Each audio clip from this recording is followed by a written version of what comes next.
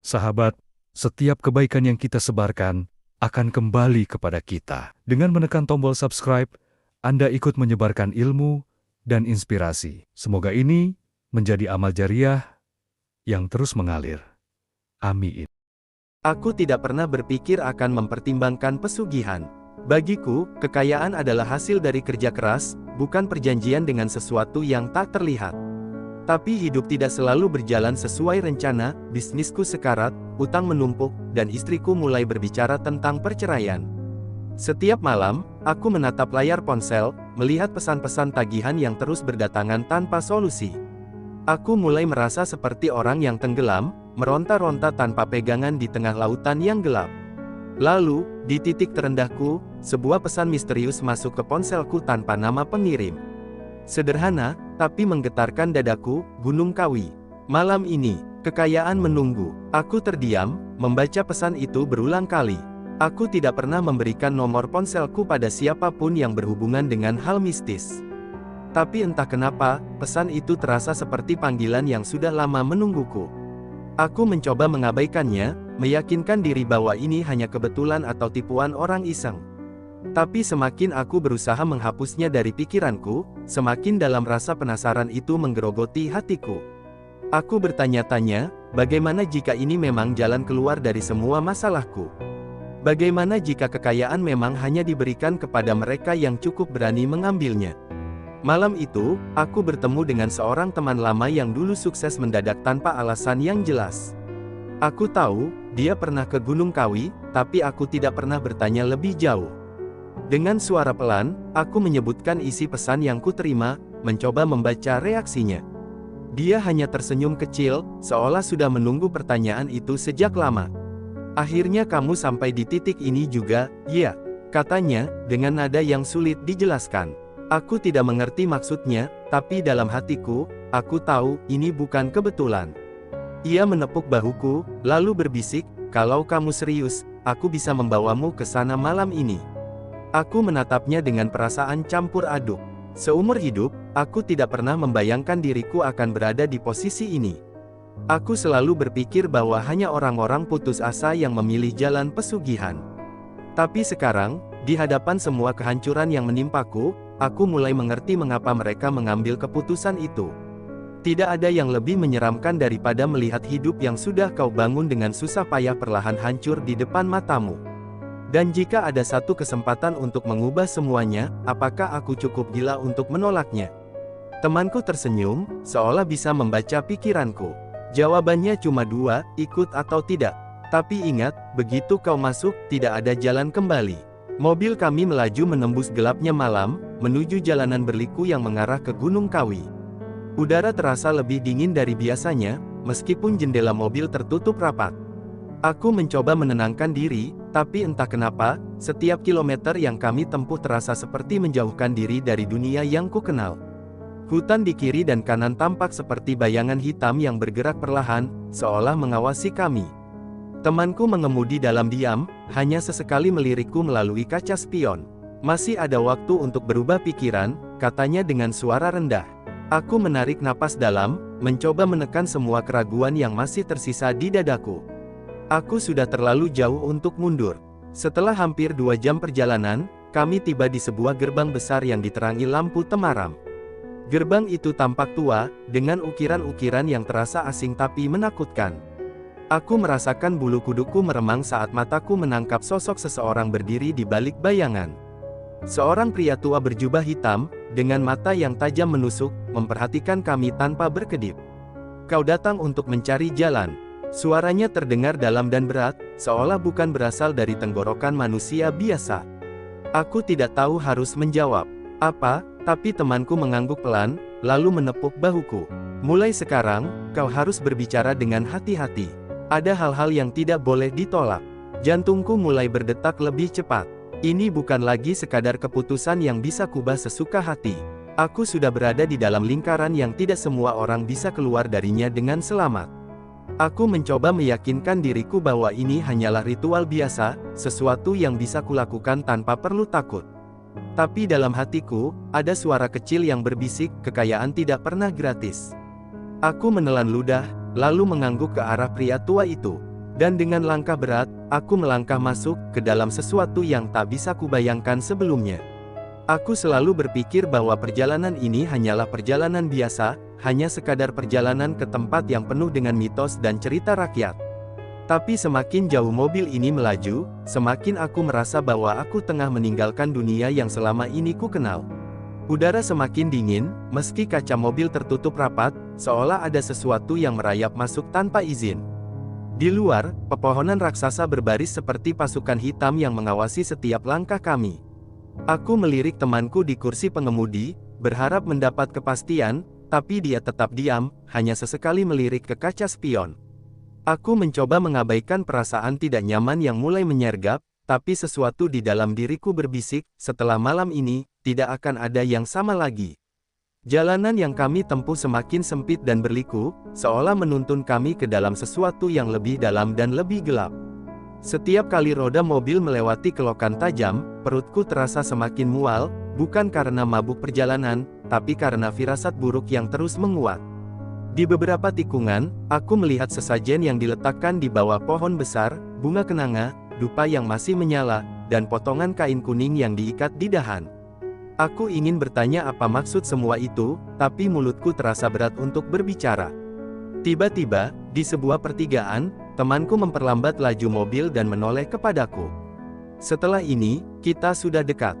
Apapun yang terjadi, jangan pernah menyebut nama Tuhan. Aku menelan ludah, dan untuk pertama kalinya, aku benar-benar merasa ingin mundur. Di dalam mobil, suasana berubah menjadi lebih sunyi. Hanya ada suara deru mesin dan desahan napasku yang mulai terasa berat. Aku mulai memperhatikan sesuatu yang ganjil, jalan yang kami lalui terasa seperti berulang, seolah kami hanya berputar-putar di tempat yang sama. Beberapa kali aku melihat batu besar di pinggir jalan yang tampak familiar, seperti kami baru saja melewatinya beberapa menit lalu. Aku hampir membuka mulut untuk bertanya, tapi sebelum sempat berkata apapun, temanku tiba-tiba menginjak rem.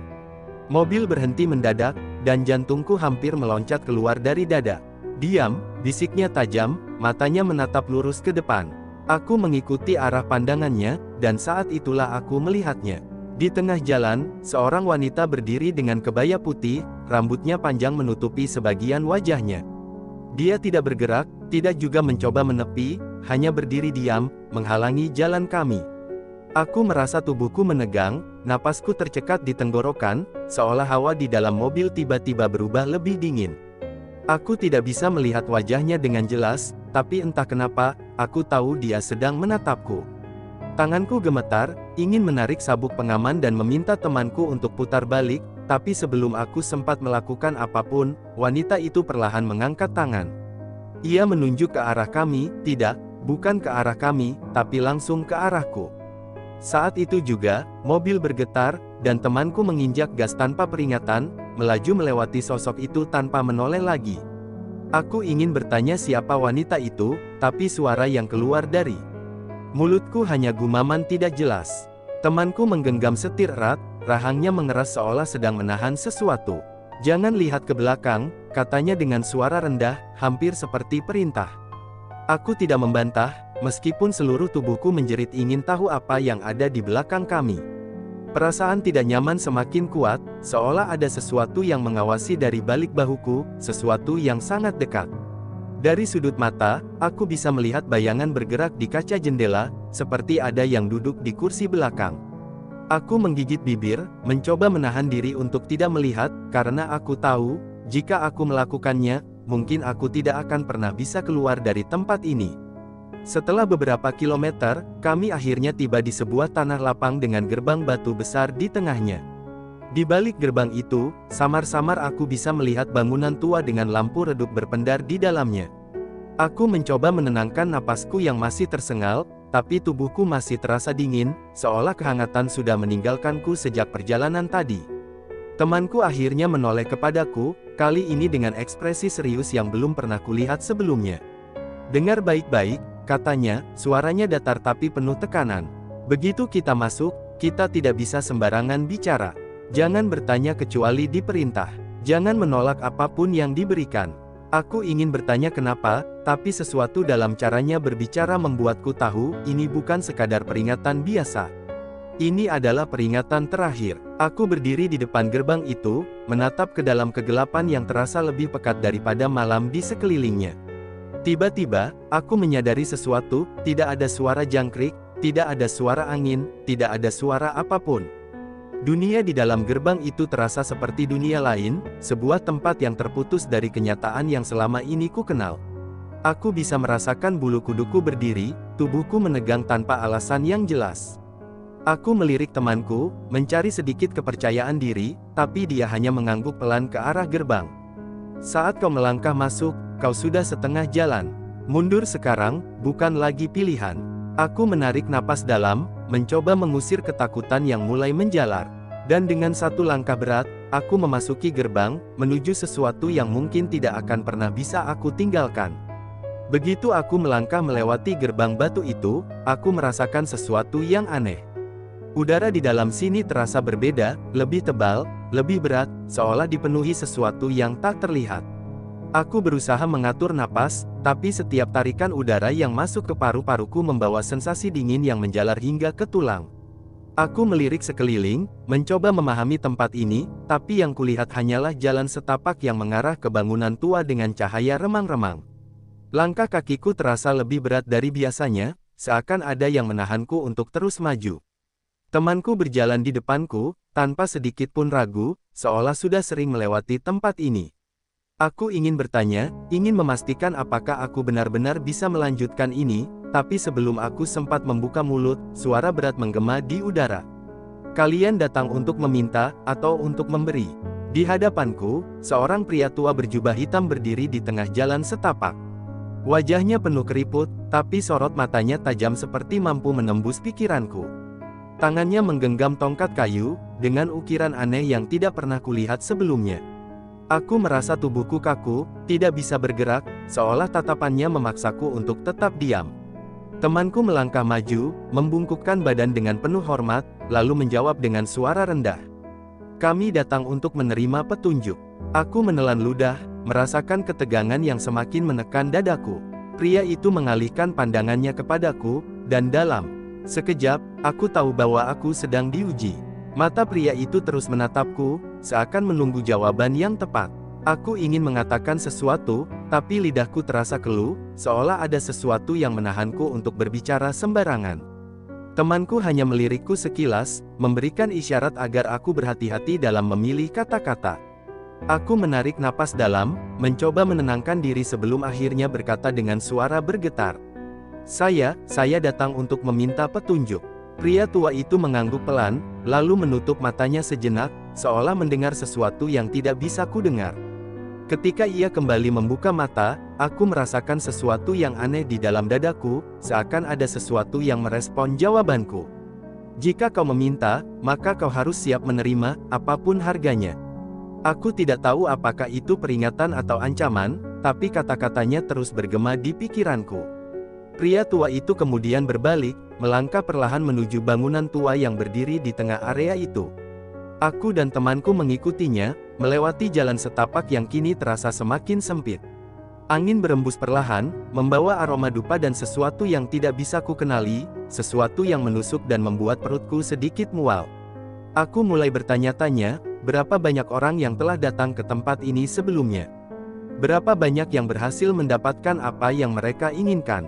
Dan lebih penting lagi, berapa banyak yang tidak pernah kembali?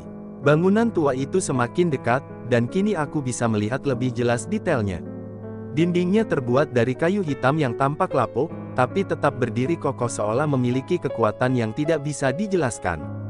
Di depan pintunya, terdapat beberapa sesajen, bunga kenanga, kelapa muda, dan sepotong kain merah yang terikat di tiang. Aku mulai menyadari bahwa tempat ini bukan sekadar tempat biasa, bukan sekadar bangunan tua yang sudah ditinggalkan. Ada sesuatu di sini, sesuatu yang masih hidup meski tidak terlihat.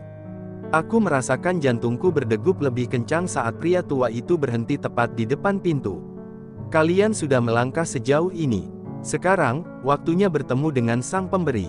Aku menoleh ke temanku, berharap mendapatkan kepastian, tapi dia hanya menundukkan kepala, seolah sudah tahu apa yang akan terjadi selanjutnya. Aku merasa seperti seseorang yang berdiri di tepi jurang, tidak tahu apakah aku harus melompat atau mundur selangkah. Tapi aku tahu, mundur bukan lagi pilihan. Aku sudah melewati batas yang tidak bisa kutarik kembali. Dengan tangan yang sedikit gemetar, aku mengangguk pelan, memberikan tanda bahwa aku siap. Pria tua itu tersenyum tipis, lalu perlahan mendorong pintu kayu yang berat itu. Dan saat pintu itu terbuka, aku menyadari satu hal, bahwa aku baru saja memasuki dunia yang tidak pernah bisa aku bayangkan sebelumnya. Begitu pintu tua itu terbuka, aroma dupa yang menyengat langsung menyergap hidungku. Aku melangkah masuk dengan hati-hati, merasakan lantai kayu tua berderit di bawah kakiku. Di dalam ruangan itu, cahaya redup dari lilin-lilin kecil berpendar di setiap sudut, menciptakan bayangan aneh yang terus bergerak di dinding. Aku melihat sesajen yang ditata rapi di atas meja kayu, kepala ayam, bunga kenanga, dan selembar kain putih yang sudah ternoda merah. Jantungku berdetak lebih cepat saat menyadari bahwa ini bukan sekadar ruangan biasa. Ada sesuatu di sini, sesuatu yang tak terlihat, tapi keberadaannya terasa begitu nyata. Dan ketika aku menoleh ke tengah ruangan, aku melihatnya, sosok berjubah hitam duduk bersila dengan kepala tertunduk, seolah sedang menunggu kedatanganku. Aku tidak bisa melihat wajahnya dengan jelas, tapi aura yang dipancarkannya begitu kuat hingga membuat bulu kuduku berdiri. Udara di ruangan ini terasa lebih berat, seolah dipenuhi energi yang tak bisa dijelaskan. Aku mencoba tetap tenang, tapi tubuhku mulai gemetar tanpa bisa kukendalikan. Pria tua yang membawa kami ke sini melangkah mendekat, membungkukkan badan dengan penuh hormat, lalu berbisik dengan suara rendah. "Dia sudah menunggumu. Katakan apa yang kau inginkan." Aku menelan ludah, merasakan tenggorokanku mengering dalam sekejap. Apakah aku benar-benar siap untuk ini? Apakah aku benar-benar tahu apa yang sedang kucari? Tapi saat itu, aku menyadari sesuatu yang lebih menakutkan, aku tidak punya pilihan lain. Aku melangkah mendekat dengan hati-hati, merasakan tatapan tak terlihat mengawasi setiap gerakanku. Di setiap langkah, aku merasa semakin jauh dari dunia yang kukenal, semakin dalam ke dalam sesuatu yang tak bisa kugambarkan. Aku mencoba membuka mulut, ingin mengatakan sesuatu, tapi suaraku tercekat di tenggorokan. Sosok berjubah hitam itu akhirnya mengangkat kepalanya perlahan, dan dalam sekejap, aku bisa merasakan sesuatu menembus pikiranku. "Kau datang untuk meminta, tapi sudahkah kau siap untuk memberi?" Suaranya tidak terdengar dari mulutnya, tapi bergema langsung di dalam kepalaku, membuatku hampir kehilangan keseimbangan. Aku menatapnya dengan mata melebar, menyadari bahwa ini bukan manusia biasa. Dada dan tenggorokanku terasa sesak, seolah ada sesuatu yang menarik jiwaku keluar dari tubuh. Aku menoleh ke temanku, berharap mendapatkan jawaban, tapi dia tetap menunduk, tidak berani menatap sosok itu. Aku tahu ini adalah momen penentuan, tidak ada ruang untuk keraguan, tidak ada waktu untuk menyesali keputusan yang sudah kuambil. Dengan suara yang hampir bergetar, aku akhirnya berbicara. "Saya ingin kekayaan, keberlimpahan yang tidak ada habisnya." Kata-kata itu terasa berat saat keluar dari mulutku, seolah aku baru saja mengikat diriku dengan sesuatu yang tak terlihat. Sosok itu tidak segera menjawab, hanya menatapku dalam-dalam, seolah menimbang-nimbang apakah aku layak menerima apa yang kuminta. Dan kemudian, dengan suara yang bergema dalam pikiranku, ia menjawab, "Setiap kekayaan punya harga yang harus dibayar." Aku menahan napas, merasakan tubuhku semakin dingin meski keringat dingin mulai membasahi leherku. Aku ingin bertanya harga seperti apa yang harus kubayar, tapi aku tidak berani mengucapkannya. Aku sudah mendengar banyak cerita tentang pesugihan Gunung Kawi, tentang tumbal, perjanjian darah, dan harga yang lebih besar daripada yang bisa dibayangkan manusia. Sosok berjubah hitam itu perlahan mengangkat tangannya, telapak tangannya terbuka ke arahku. "Terima, atau pergi. Tapi ingat, yang sudah melihat, tidak akan pernah bisa melupakan." Kata-katanya menghantam kepalaku seperti palu besar, meninggalkan ketakutan yang sulit dijelaskan. Aku merasa terjebak, di satu sisi, aku ingin mundur, tapi di sisi lain, aku tahu aku sudah terlalu jauh untuk kembali. Aku menoleh ke pria tua yang membawaku ke sini, berharap mendapat jawaban, tapi dia hanya mengangguk pelan. "Jika kau menerimanya, maka ini adalah awal dari kehidupan baru." Aku menarik napas panjang, mencoba mengabaikan suara di dalam kepalaku yang terus berteriak agar aku lari. Aku sudah kehilangan terlalu banyak, terlalu banyak yang dipertaruhkan. Jika aku mundur sekarang, aku akan kembali ke hidup yang hancur, kembali ke kenyataan di mana aku adalah pecundang yang tidak bisa menyelamatkan dirinya sendiri. Aku menatap telapak tangan sosok berjubah hitam itu, merasa seperti sedang berdiri di ambang batas antara kehidupan dan sesuatu yang jauh lebih gelap. Dan tanpa berpikir lebih jauh, aku mengulurkan tanganku, membiarkan takdir mengambil alih segalanya. Begitu tanganku menyentuh telapak tangannya, sesuatu yang tidak bisa kulihat menembus tubuhku. Dunia di sekelilingku berputar, seolah aku tersedot ke dalam pusaran yang tak terlihat. Aku bisa mendengar suara-suara bergema di kepalaku, suara-suara yang berbicara dalam bahasa yang tidak ku mengerti. Aku ingin menarik tanganku, tapi aku tidak bisa bergerak, seolah sesuatu telah mengunci tubuhku di tempat. Rasa panas menjalar dari telapak tanganku, naik ke lengan, hingga ke seluruh tubuhku, membuatku hampir berteriak. Dan di tengah kesakitan itu, aku mendengar satu suara terakhir yang memenuhi pikiranku, "Selamat datang di dunia yang baru." Dan saat itu juga, segalanya menjadi gelap. Aku terjatuh di lantai kayu yang dingin, tubuhku gemetar hebat. Kegelapan masih menguasai penglihatanku, seolah dunia telah kehilangan cahaya. Aku mencoba menarik napas, tapi udara terasa berat, seolah paru-paruku menolak bekerja dengan normal. Di dalam kepalaku, suara-suara itu masih bergema, berbisik dalam bahasa yang tak ku mengerti, namun terasa begitu dekat. Aku ingin menjerit, ingin membebaskan diri dari sesuatu yang tak kasat mata, tapi tubuhku tetap terkunci di tempat. Lalu, tiba-tiba, semuanya berhenti, suara-suara itu lenyap, udara kembali normal, dan aku bisa melihat lagi. Namun, saat aku membuka mata, aku sadar, aku bukan lagi orang yang sama. Aku terduduk, mataku menyapu ruangan yang kini terasa berbeda. Cahaya lilin berpendar lebih terang, tapi bayangannya di dinding bergerak dengan cara yang tidak wajar. Aku melihat sosok berjubah hitam itu masih duduk di tempatnya, tapi kali ini, aku bisa merasakan sesuatu yang aneh darinya. Sebuah ikatan tak terlihat kini terjalin antara kami, aku tidak bisa menjelaskan bagaimana, tapi aku bisa merasakannya di dalam diriku. Aku menoleh ke pria tua yang membawaku ke sini, mencari kepastian, tapi ekspresi wajahnya tetap kosong. Temanku, yang sejak tadi diam, akhirnya mendekat dan menepuk bahuku. "Sudah selesai," katanya pelan, tapi nada suaranya tidak terdengar seperti sebuah perayaan. Aku ingin bertanya apakah yang baru saja terjadi padaku, tapi sebelum sempat membuka mulut, sosok berjubah hitam itu berbicara lagi. "Ikatan sudah dibuat. Sekarang, tinggal bagaimana kau menjaga perjanjiannya." Kata-katanya membuat bulu kuduku berdiri, menegaskan bahwa ini bukan sekadar ritual biasa. Aku menelan ludah, merasa ada sesuatu di dalam tubuhku yang berbeda, seperti energi asing yang merayap di bawah kulitku. Aku menyadari bahwa aku tidak merasa lelah, tidak merasa lapar, bahkan tidak merasakan sakit dari tubuhku yang terjatuh tadi. Seolah-olah aku telah diberi kekuatan baru, atau mungkin, sesuatu telah masuk ke dalam diriku. Dan itu adalah bagian dari harga yang harus kubayar. Perlahan, sosok berjubah hitam itu berdiri, dan aku bisa merasakan tekanan besar mengisi ruangan. Dia tidak melakukan apapun, tapi kehadirannya terasa begitu mendominasi hingga sulit untuk bernapas. Dengan suara yang lebih dalam, dia melanjutkan, "Kekayaan akan datang kepadamu, tapi ingat, apa yang diberikan, harus dijaga." Aku menggigit bibir, memahami makna tersembunyi di balik kata-kata itu. Tidak ada yang diberikan secara cuma-cuma, dan aku baru saja menukar sesuatu dari diriku untuk mendapatkan ini. Aku menatap telapak tanganku yang masih terasa panas, bertanya-tanya apakah aku benar-benar telah membuat keputusan yang benar. Tapi aku tahu, sudah terlambat untuk berpikir ulang. Aku sudah terikat, dan tidak ada jalan keluar. Pria tua itu mengangguk kepada sosok berjubah hitam, lalu menoleh ke arahku dan temanku. "Sekarang, kita harus pergi. Waktumu di sini sudah cukup." Aku ingin menolak, ingin bertanya lebih banyak, tapi entah kenapa, tubuhku mengikuti perintah itu begitu saja. Kami berjalan keluar dari ruangan itu, melewati pintu kayu yang berat, kembali ke dunia luar yang terasa jauh berbeda sekarang.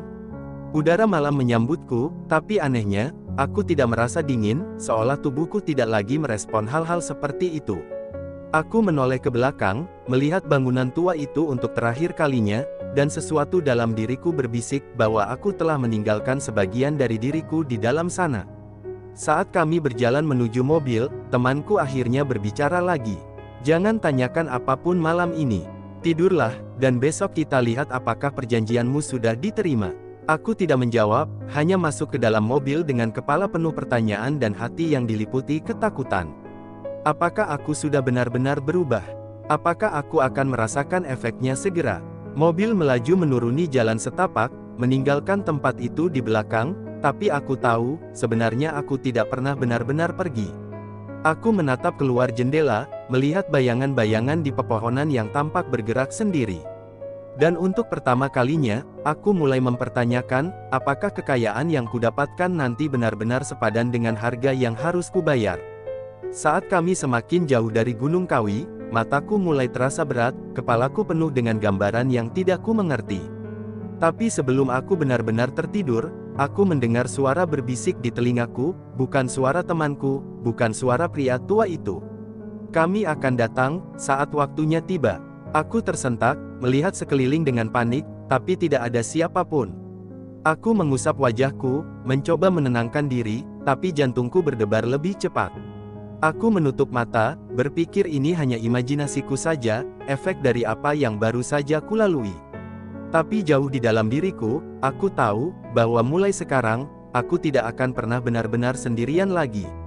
Pagi itu, aku terbangun dengan rasa yang aneh, bukan kelelahan, bukan pula kesegaran, tetapi sesuatu yang sulit dijelaskan. Tubuhku terasa lebih ringan, seolah energi baru mengalir di dalam diriku, namun di saat yang sama, aku merasa ada sesuatu yang hilang. Aku menatap sekeliling kamar hotel yang kutempati bersama temanku, mencoba mencerna apa yang sebenarnya telah terjadi semalam.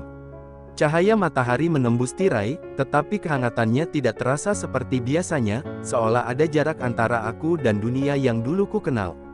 Aku bangkit perlahan dari tempat tidur, mengamati bayanganku di cermin, dan saat itu, sesuatu dalam diriku berbisik. Aku masih orang yang sama, tetapi ada sesuatu yang berbeda di balik mataku. Aku baru saja membuka pintu yang tidak bisa kututup lagi. Aku melangkah ke kamar mandi, mencuci wajahku dengan air dingin, berharap sensasi itu bisa mengusir perasaan aneh ini. Tapi saat aku menatap cermin lagi, jantungku berdegup lebih kencang, karena untuk sepersekian detik, aku melihat bayangan lain di belakangku. Aku menoleh cepat, tetapi tidak ada siapa-siapa. Aku menghela napas, mencoba meyakinkan diri bahwa itu hanya efek dari malam panjang yang baru saja kulewati. Tapi entah kenapa, ada sesuatu yang mengganjal dalam pikiranku. Aku menatap telapak tanganku, mengingat bagaimana aku menyentuh tangan sosok berjubah hitam itu, dan perasaan panas yang menjalar di sekujur tubuhku. Apakah aku benar-benar telah membawa sesuatu kembali bersamaku? Saat aku keluar dari kamar mandi, temanku sudah duduk di sofa, menatapku dengan ekspresi yang sulit ditebak. Dia tidak langsung berbicara, hanya menyerahkan secangkir kopi hitam padaku seolah semuanya baik-baik saja.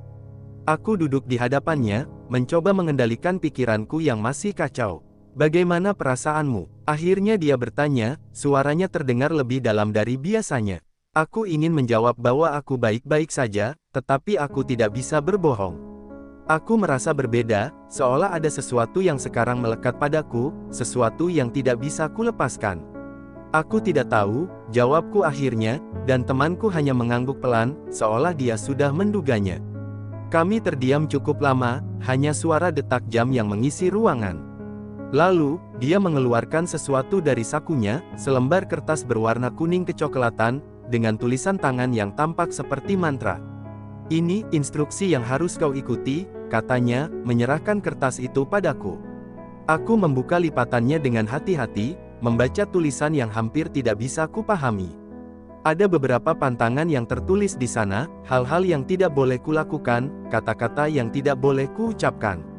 Aku menelan ludah, menyadari bahwa ini bukan sekadar ritual semalam, tetapi sebuah perjanjian yang mengikatku seumur hidup. Apa yang terjadi jika aku melanggar salah satunya? Tanyaku pelan, dan temanku hanya menatapku dalam-dalam sebelum menjawab. Jangan pernah berpikir untuk mencobanya. Aku menggenggam kertas itu erat-erat, menyadari betapa seriusnya semua ini. Aku tidak pernah berpikir sejauh ini saat memutuskan untuk datang ke Gunung Kawi, tetapi sekarang, aku tahu bahwa aku telah menandatangani sesuatu yang lebih besar dari yang kubayangkan. Aku menarik napas dalam-dalam, mencoba menenangkan pikiranku, tetapi sesuatu di dalam diriku mulai berbisik lagi. Bisikan itu halus, seperti suara yang datang dari kejauhan, namun aku bisa merasakannya di dalam kepala dan dadaku. Aku menutup mata, berusaha mengabaikannya, tetapi semakin aku melawan, semakin kuat suara itu terdengar. Ini baru permulaan, suara itu berbisik, dan aku tahu, aku sudah menjadi bagian dari sesuatu yang tidak bisa kulihat, tetapi selalu mengawasiku. Hari itu berlalu dalam kebingungan, tetapi yang terjadi malam harinya adalah sesuatu yang tidak akan pernah kulupakan. Saat aku berbaring di tempat tidur, mencoba memejamkan mata, aku mendengar suara langkah kaki di dalam kamar. Aku membuka mata dengan cepat, tetapi tidak ada siapa-siapa. Aku mencoba mengabaikannya, meyakinkan diri bahwa itu hanya halusinasiku saja. Namun, saat aku berbalik ke sisi lain, aku melihat sesuatu yang membuat darahku membeku, bayangan hitam berdiri di sudut ruangan, menatapku tanpa mata.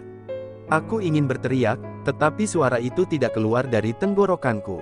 Dan sebelum semuanya menjadi gelap, aku mendengar suara yang sudah tak asing lagi bagiku, "Kami sudah datang." Aku terbangun dengan napas tersengal, keringat dingin membasahi tubuhku. Aku menoleh ke sekeliling kamar, tetapi semuanya terlihat normal, tidak ada bayangan, tidak ada suara langkah kaki. Tapi aku tahu, itu bukan mimpi, itu adalah peringatan. Aku bangkit perlahan, menatap bayanganku di cermin, dan untuk pertama kalinya aku menyadari sesuatu yang membuatku benar-benar takut. Mataku, sudah bukan mataku yang dulu. Aku merasakan sesuatu yang tidak bisa dijelaskan, sesuatu yang mulai menggerogoti jiwaku. Dan saat itu, aku menyadari satu hal yang mengerikan, pintu itu sudah terbuka, dan aku tidak tahu bagaimana cara menutupnya kembali. Aku menatap wajahku di cermin, mencoba mencari sosok yang selama ini ku kenal. Namun yang kulihat bukan lagi diriku yang dulu, melainkan seseorang dengan tatapan kosong dan dingin. Mataku tampak lebih gelap, seolah ada sesuatu yang bersembunyi di dalamnya, sesuatu yang bukan milikku. Aku berkedip sekali, berharap ini hanya efek dari kurang tidur, tetapi bayangan di cermin tidak bergerak dalam waktu yang sama denganku. Aku tersentak, mundur selangkah, tetapi bayangan itu tetap menatapku tanpa ekspresi. Jantungku berdetak kencang, keringat dingin membasahi tengkukku, sementara pikiranku berusaha menyangkal kenyataan yang ada di depan mata. Aku ingin percaya bahwa ini hanya ilusi, tetapi jauh di dalam diriku, aku tahu, aku tidak sendirian lagi. Aku berjalan mundur, menjauh dari cermin, tetapi perasaan aneh itu tidak hilang. Bayangan itu mungkin sudah tidak terlihat, tetapi keberadaannya masih terasa mengitari tubuhku. Aku mencoba mengatur napas, mencoba menenangkan diri, tetapi suara di kepalaku mulai berbisik lagi. Bisikan itu semakin jelas, semakin nyata, seolah berasal dari seseorang yang berdiri tepat di belakangku. Aku berbalik cepat, tetapi kamar itu kosong, hanya ada aku dan rasa takut yang semakin menggumpal. Aku menelan ludah, berpikir apakah ini efek dari perjanjian yang telah kubuat. Atau mungkin, ini adalah harga yang mulai kuterima. Hari itu, aku berusaha menjalani segalanya seperti biasa, berpura-pura bahwa semua baik-baik saja. Namun di setiap langkahku, aku merasa dia ada di sana, berjalan bersisian denganku. Aku duduk di sudut ruangan, mencoba mengabaikan sensasi itu, tetapi bayangan hitam itu terus mengikuti, menempel seperti sesuatu yang tidak bisa terlepas. Aku bahkan bisa merasakan tatapan dari belakang punggungku, meskipun tidak ada seorang pun di ruangan itu. Temanku melihat kegelisahanku, tetapi dia tidak berkata apa-apa, seolah sudah tahu bahwa aku sedang melalui fase ini. Aku ingin bertanya kepadanya, ingin tahu apakah dia juga mengalami hal yang sama. Tetapi entah kenapa, aku takut mengetahui jawabannya. Saat malam tiba, perasaan itu semakin kuat, semakin menekan dadaku dengan ketakutan yang sulit dijelaskan. Aku mencoba tidur lebih awal, berharap bisa beristirahat dan melupakan semuanya untuk sementara waktu. Namun, begitu aku memejamkan mata, aku tidak tenggelam dalam tidur seperti biasanya. Sebaliknya, aku merasa seperti tersedot ke dalam kegelapan yang begitu pekat, begitu sunyi. Aku tidak tahu apakah aku bermimpi atau terjebak di antara dunia nyata dan sesuatu yang lebih gelap. Dalam kekosongan itu, aku mendengar suara yang tidak asing, suara yang telah berbisik padaku selama ini. Kau sudah memilih jalan ini, sekarang, jangan pernah berpikir untuk berbalik. Aku tersentak, terbangun dengan napas memburu, keringat membanjiri tubuhku. Aku duduk di tempat tidur, menatap sekeliling kamar yang masih dalam keadaan gelap.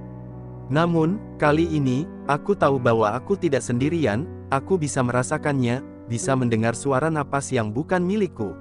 Aku mencoba menggerakkan tubuhku, tetapi entah kenapa, aku merasa seperti tertahan oleh sesuatu. Tiba-tiba, rasa dingin merayap di tengkukku, dan aku bisa merasakan keberadaannya lebih dekat dari sebelumnya. Aku ingin berteriak, tetapi suaraku tercekat, seolah ada sesuatu yang mencengkeram tenggorokanku. Aku menutup mata, berharap ini hanya imajinasiku, tetapi suara itu kembali berbisik, kali ini lebih dekat, kami sudah di sini, dan kami tidak akan pergi. Saat pagi datang, aku merasa lebih lelah daripada sebelumnya, seolah malam itu aku tidak benar-benar tidur. Aku melihat pantulan diriku di jendela, tetapi sekali lagi, aku merasa ada sesuatu yang berbeda. Aku mulai bertanya-tanya, apakah aku masih memiliki kendali atas diriku sendiri? Temanku menatapku dengan pandangan penuh arti, seolah dia tahu apa yang sedang terjadi. Dia tidak bertanya apapun, hanya memberikan secangkir kopi seperti kemarin, tetapi kali ini, aku merasa seolah dia sedang mengujiku. Aku meraih cangkir itu dengan tangan yang gemetar, dan saat itu juga, aku sadar, aku tidak bisa kembali, tidak bisa melarikan diri dari apa yang telah kuperbuat. Dan lebih buruknya lagi, aku mulai bertanya-tanya, apakah aku benar-benar ingin melarikan diri? Hari itu, aku berjalan keluar dari hotel dengan langkah yang lebih mantap, seolah aku telah menerima sesuatu yang tidak ingin kuakui sebelumnya. Dunia di sekitarku tampak lebih jelas, lebih terang, tetapi aku tahu bahwa sesuatu telah berubah dalam diriku. Aku tidak tahu apakah ini awal dari keberuntunganku atau awal dari kehancuranku. Namun, satu hal yang pasti, aku sudah melangkah melewati batas yang tidak bisa kembali. Aku menatap ke langit, merasakan angin menerpa wajahku, tetapi bahkan dalam cahaya matahari, aku masih bisa merasakan bayangan itu mengikutiku.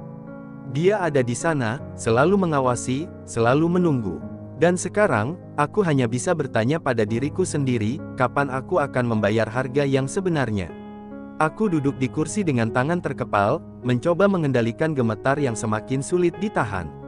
Dunia di sekitarku tampak sama seperti sebelumnya, tetapi di dalam diriku, semuanya telah berubah.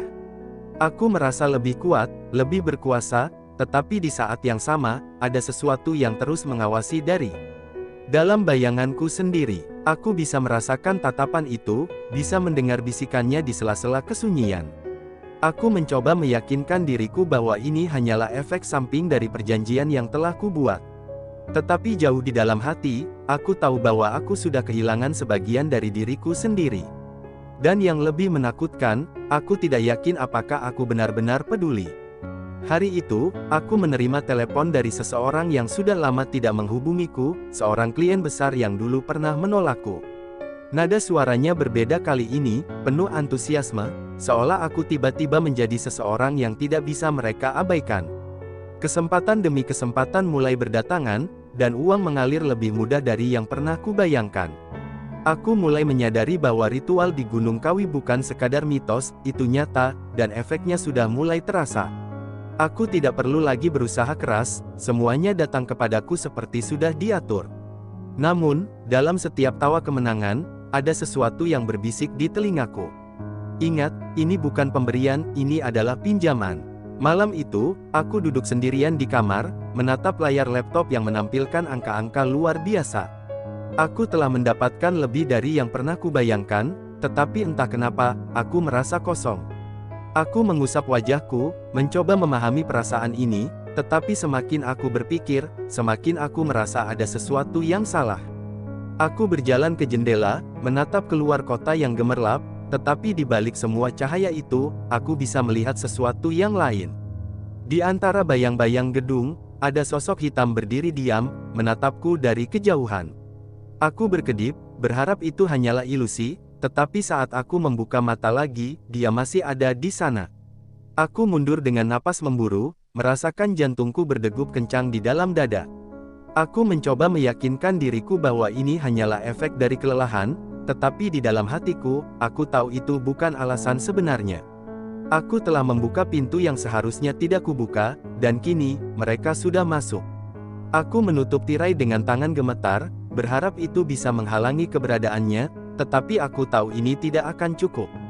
Aku berjalan ke kamar mandi, menatap wajahku di cermin, tetapi kali ini, aku tidak melihat pantulan yang seharusnya ada di sana. Mataku membelalak, tubuhku menegang, dan di saat itu juga, aku mendengar bisikan yang semakin jelas. Waktunya sudah dekat. Aku jatuh terduduk di lantai, merasakan tubuhku kehilangan tenaga, seolah sesuatu sedang menghisap bagian dari diriku. Aku mencoba melawan, mencoba mengusir suara itu dari kepalaku, tetapi semakin aku berusaha, semakin kuat mereka mencengkeramku.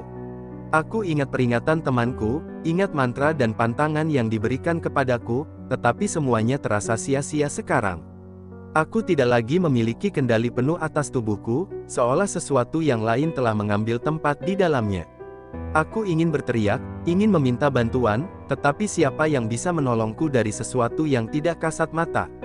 Dan lebih buruk lagi, bagaimana jika bagian dari diriku mulai menikmatinya? Hari berikutnya, aku terbangun dengan perasaan hampa, seolah aku bukan lagi diriku sendiri. Aku menjalani hariku seperti biasa, tetapi semuanya terasa mekanis, tanpa emosi, tanpa makna. Uang terus mengalir, keberuntungan terus berpihak padaku, tetapi aku tidak lagi merasa memiliki kendali atas hidupku. Aku mulai memahami bahwa harga yang harus kubayar bukanlah sesuatu yang bisa dihitung dengan uang. Aku telah memberikan sesuatu yang jauh lebih berharga, sesuatu yang mungkin tidak akan pernah bisa kudapatkan kembali. Aku menatap pantulan diriku di kaca jendela, mencoba mencari siapa aku sekarang. Dan untuk pertama kalinya, aku bertanya, apakah aku masih memiliki jiwa?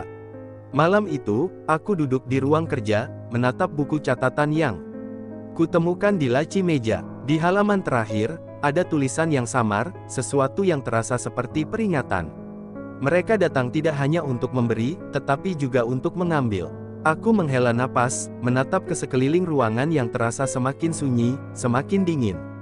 Aku tahu bahwa ini belum selesai, bahwa apa yang kumulai di Gunung Kawi belum mencapai akhirnya. Aku tidak tahu kapan waktunya tiba, tetapi aku bisa merasakannya semakin dekat. Dan saat itu terjadi, aku hanya bisa berharap bahwa aku masih memiliki bagian dari diriku yang tersisa untuk bertahan.